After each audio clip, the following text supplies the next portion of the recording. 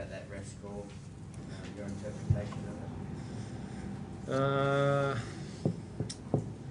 Yeah, tough one, I suppose. I'm not 100% clear on the rule, so I probably need to clear that up.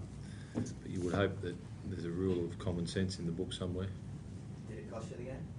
Didn't cost us the game, but it was critical. You know, I don't think any one error ever costs you the game. There's 80 minutes, and there's a lot of things happen in the course of a game, but it was critical. It went from I think 7 points to 13 points, and a lot of momentum.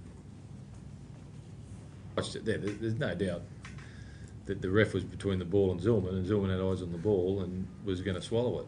You know, so you just got to draw your own conclusions. So, yeah, to the letter of the law, I'm not 100% sure, but I think there's somewhere in the rules that allows for a spirit of the game or a common sense, you would hope.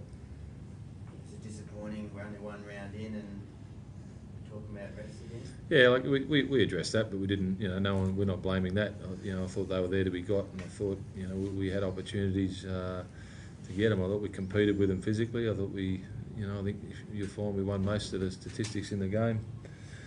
You know, and I was, you know, they scored 3 tries off kicks, so I was happy with a lot of areas, but I just thought we, you know, probably squandered a bit of possession.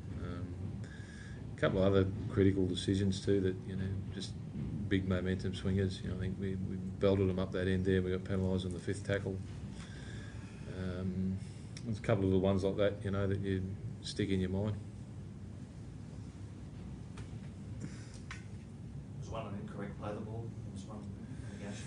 Yeah, I think you'll find that would have been very hard to stop too. From that, I think Matty White was steaming onto the ball. It was 1-on-1 on the try line. It was but yeah, we've been aware of that. They policed that through the trials, but I think they've made it very tough for themselves. You know, when they start penalising sides with the ball, you know, you go through it. You know, every coach is going to go through every play the ball now and say, why wasn't that one penalised? You know, so you know, got to start somewhere, I suppose.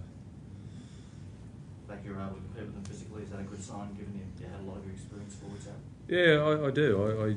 You know, it's always disappointing to lose, and it's cutthroat, and you know, and a loss at the end of the year can be a big, you know, a big thing. You know, as far as 8-4-2, you know. So, but it's too short a turnaround to worry about it. You know, you take the positives, and you know they're the best in the world. And I thought, you know, we definitely had it was a typical St George game. You know, they got a sniff of the lead. That was a soft try early. It was, you know, we just didn't. Just somebody put a soft effort in, and they raced the length and scored there. And I thought outside that it was very even match game. But St George get that sort of start, you know, and they're hard to hold. You know, they got a bit of confidence out of that, and they got in front, and we never got within. We got within 6, but that was it. Scott was just saying that, is that the ideal game then to have in round 1, particularly since you did have a lot of younger players out there tonight, just to know where the level has to be?